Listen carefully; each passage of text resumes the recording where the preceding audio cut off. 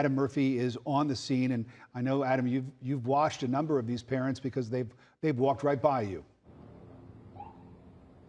Yeah, that's the tough thing about this. It's an emotional thing for everyone, and then trying to gather the information when we don't have things confirmed. We have to be very careful with our reporting. What I can tell you is what I see.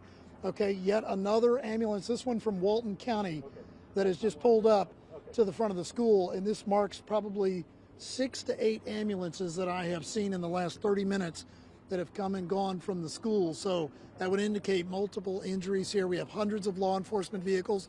We have the helicopter, the medic vac unit that is up there as well, that landed in front of the school a short time ago, still here. And like I said, I'm hearing a lot of different information from different people. So we have to sort through that and be very careful. I mean, we know there is one gunman we've reported that's in custody. What we don't know is if there were more than one involved in the shooting that happened earlier today here at Apalachee High School in Barrow County. I'm hearing a lot of different things from different people, parents.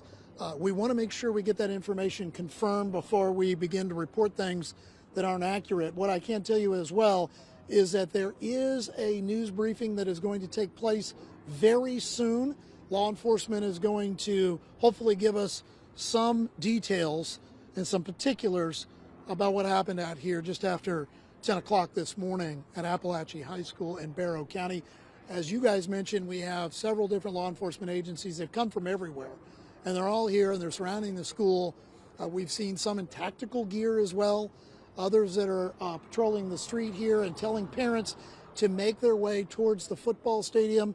I know we have reported that the students were taken out there as a safe place, after there was a lockdown and there were reports of gunfire. So we're going to continue to work this scene. We hope to gather more information with a news briefing in just moments. So stay right here with Atlanta News First. And as we gather new details, we will share them with you guys. Yeah, Adam, thanks.